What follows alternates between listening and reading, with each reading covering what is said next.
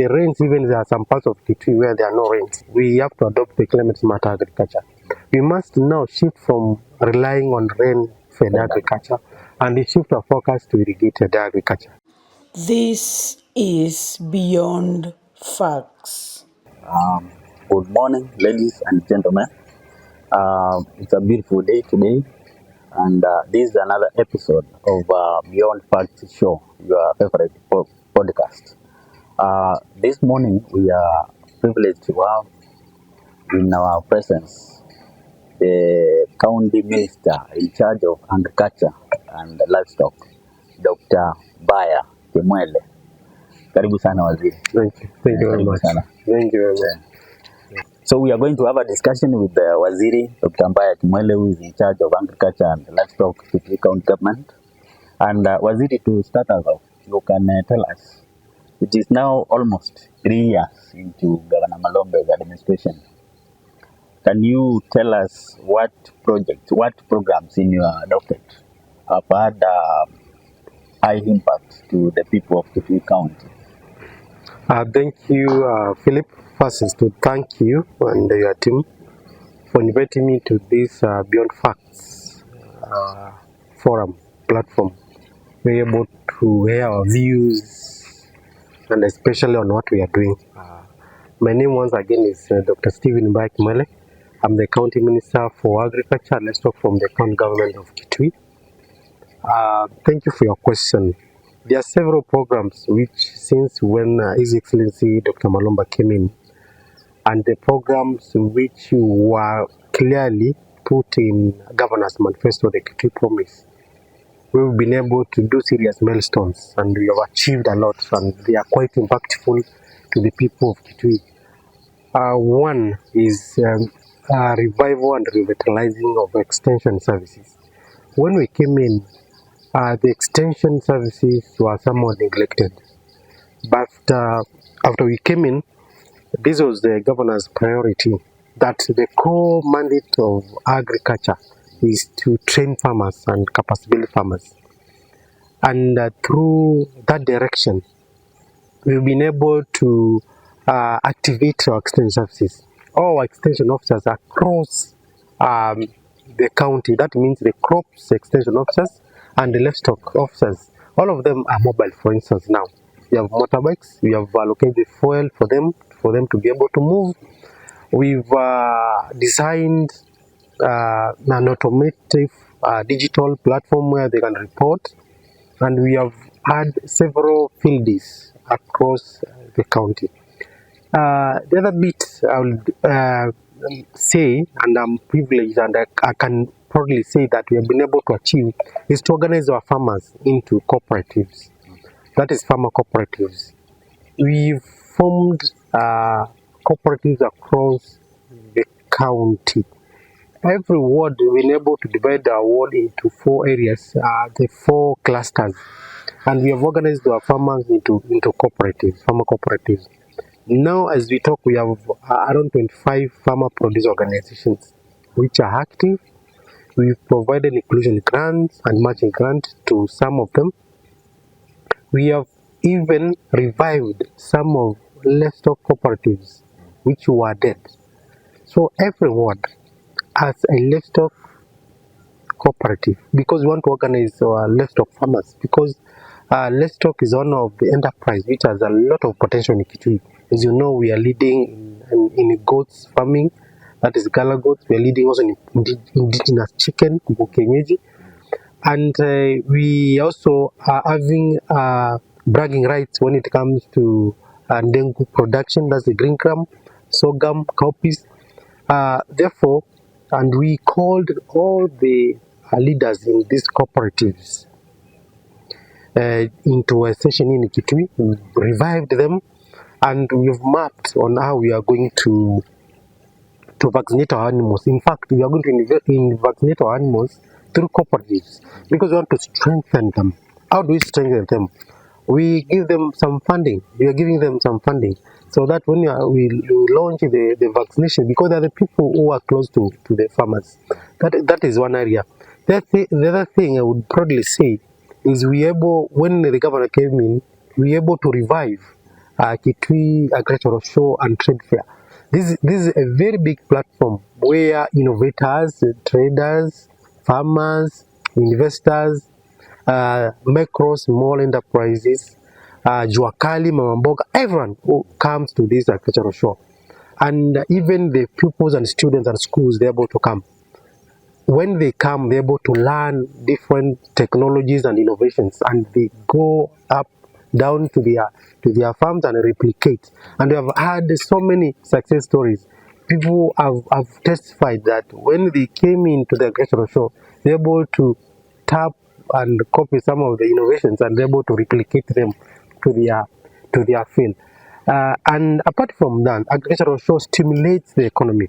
When we have agricultural show, people come from across the country. The Kitui, the hotels are active, the petrol stations are active, Boda Boda are active, Mama Mboga is active. In fact, last show, Boda Boda could say, had one say that whatever we made these 3 days is what we make in a month. Some of the hawkers, people who sell even the sausages and eggs, they said whatever the money we made, we finished. Even there are no egg supplies in Kitui. Therefore, those are some of the things. The other bit, what I can proudly say we have been able to achieve is to form circles. These are saving and credit cooperatives. Every ward has we have formed one circle. This to provide inclusion for the farmers, financial inclusion, credit access. We've given them a matching grant. We gave them matching grant of more than 700,000. We have opened office in every ward for these circles. We have employed a bookkeeper, somebody who has now know-how in accounts. Those are some of many things we are able to do. Also, we have been able to encourage our farmers to do aggregation. We have several aggregation centers, and we have one of the best cooperatives in different value chains in Kitui County: beekeeping, livestock, agriculture, and many. I can give you examples of Kamak in Kitui South, Kamanto in Kitui Rural. We have Mokali in Kitui East. These are some of the big cooperatives. We have Mingi beekeepers in Mingi Central, and we are helping them to make sure that they operate, they mobilize farmers, and they're able to aggregate and do what we call collective marketing. Yeah, thanks, Waziri. That's quite a lot what your department is doing. And one of the realities today in the country, in Kenya today, is climate change. We know climate change has contributed to depressed rains over the years. So, constant droughts every year. One of the things you have been pushing in your department, you have been advising farmers to adopt climate smart agriculture. So, would you be able to tell us what climate smart agriculture is? Then, number two, our farmers listening to that message, are they adopting climate smart agriculture? Thank you, Philip. Climate change is real, and we are working with different partners: Meteorological Department, National Drought Management Authority, non-government organization, national government, and county government, because this is a collective responsibility for all of us. We look at interventions which will help us mitigate against these devastating effects of climate change. Climate smart agriculture is one of innovative ways to do farming.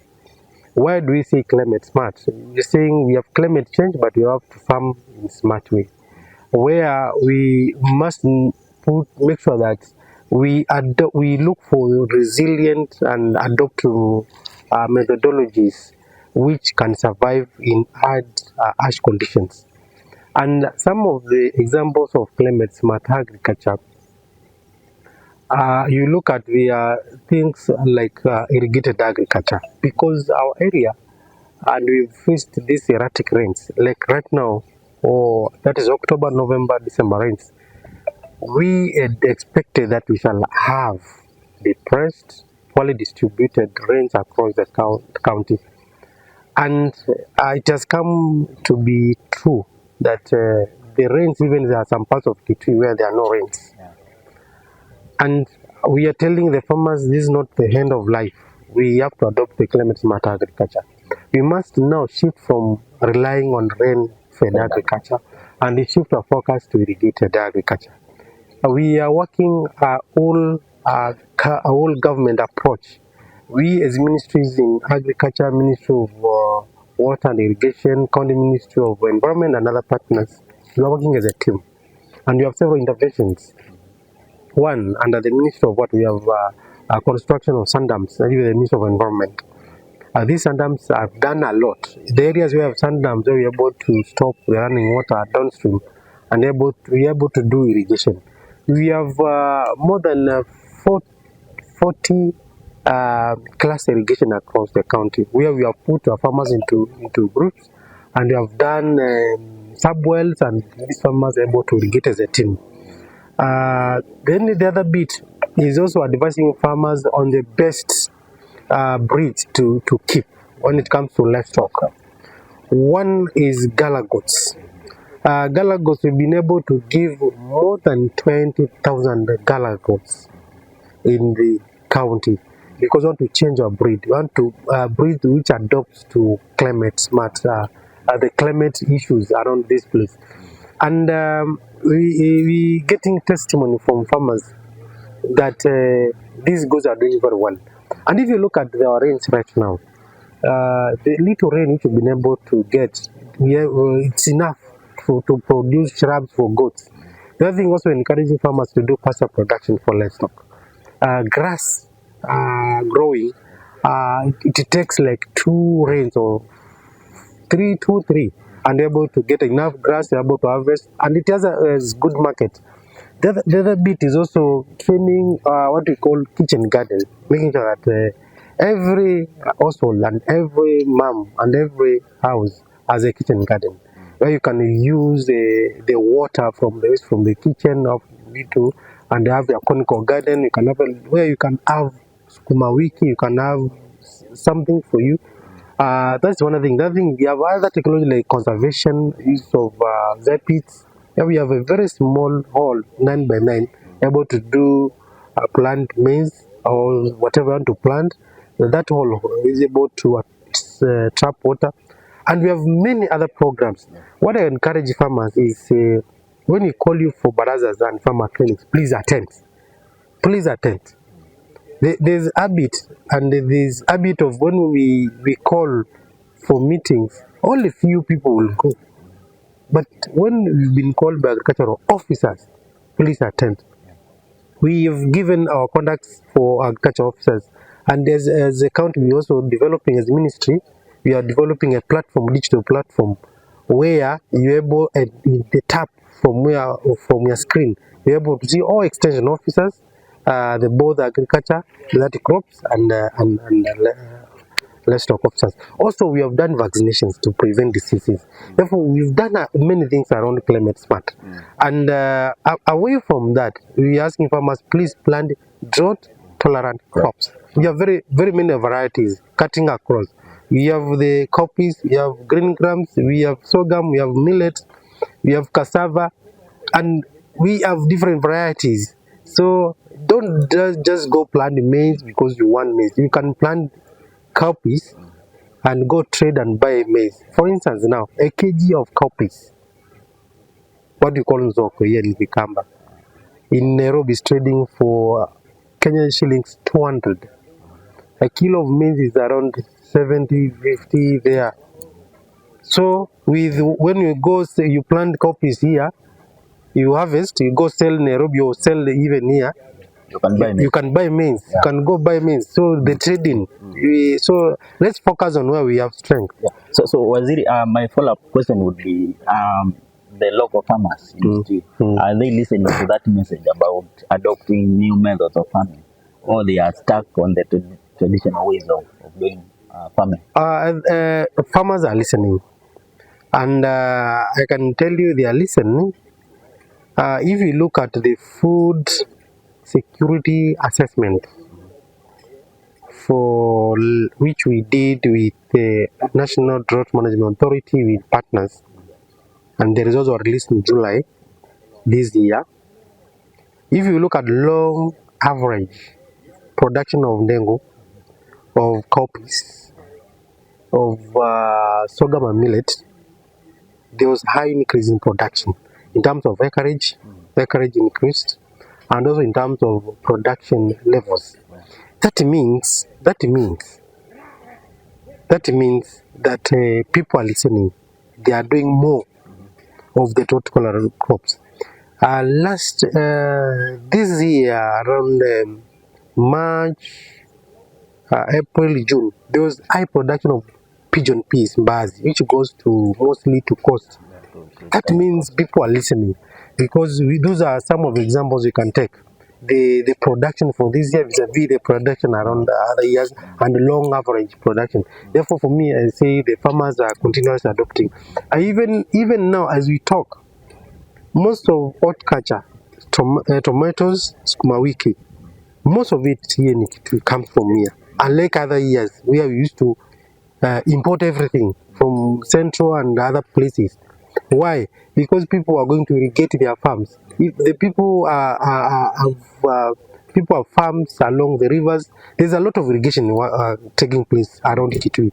Therefore, that's why we find the most of tomatoes we find came here, and that was evidence in that report again. It is shown that we are producing a lot of tomatoes, a lot of sukuma wiki. I think that is a good thing, a good news that people are appreciating and adopting to the what we are telling them: climate smart agriculture, irrigation, and the rest. Okay. So there is an interesting program within your docket, which is meant to address food insecurity, and this refers to the cluster irrigation. Yes. Cluster irrigation program. Yes. Talk to us about the success of the cluster irrigation program. Is it succeeding? Are farmers getting any benefits out of it? What is the status so far? Thank you. The cluster irrigation is under the Ministry of Water and Irrigation, but we intertwine under agriculture, because it is food production. We have more than 40 irrigation clusters, some which have been done by the Ministry of Water and Irrigation, and some we have done as agriculture. And there's a program which we had, it's called CVAP, Small Irrigation Value Addition Project. We have done several irrigation clusters across the county. Kitui South, you go to Kitui West around Kawi, there are so many irrigations where trees are taking place. You go to areas of Mwingi West around the areas of Kyomo, Kiedhani. We have done a big irrigation areas where people are doing drip irrigation and the rest. We go to other areas in Mwingi North. There's a lot of irrigation around Kuso. You go to other areas in Kitui East around Zombe. We have a lot of irrigation which is taking place. We go to other areas like here, Kitui Rural. There's a lot of irrigation. Therefore, we are doing what combined effort by all the ministries so that we handle these things of irrigation. And we are going to form irrigation units. The Ministry of Water and Irrigation, and in collaboration with the Ministry of Agriculture, we are going to form county irrigation unit, which will be specifically deal with irrigation matters. And good enough, the cabinet also approved some recruitment of officers under the Ministry of Water and Irrigation, so that we give focus on this area, because the whole government approach is we need to work as government units to focus our strength and our ideas on where it matters. And where it matters right now is irrigated agriculture. Therefore, there is concerted effort to make sure that irrigation takes place seriously. And we've arranged several meetings with the partners and the ministry and the Department of Irrigation, so that we make sure that we are very intentional and deliberate into irrigated agriculture. Yeah. Thank you, Waziri. Kitui County is one of the major producers of mangoes. Yes. But the irony of it is that a lot of mangoes goes to waste because what farmers do is to harvest and sell in our local markets for even like 10 pieces for 100 shillings, which is basically peanuts. What plans does your doctorate have in terms of adding value to our mangoes and even linking our mango farmers to markets so that they can benefit? Thank you. I think I'll start from where you have ended. That what you are doing is county government is to organize farmers into farmer produce organizations, cooperatives, where they can aggregate markets together.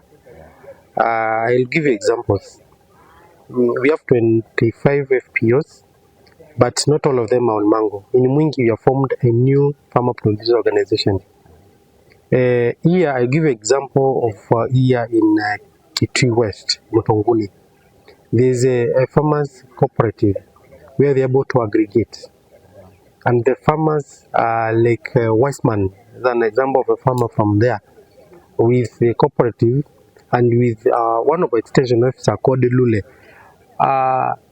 They have organized themselves and they have engaged and partnered with Heart. This is the company which buys fruits. So during the harvesting time, as farmers from that area, they agree and organize and they harvest and aggregate. So this Heart company comes and collects. So one of best example of an FPO in Kitui, which is able to connect farmers with the market, is the FPO in Mutongune ward in Kitui West.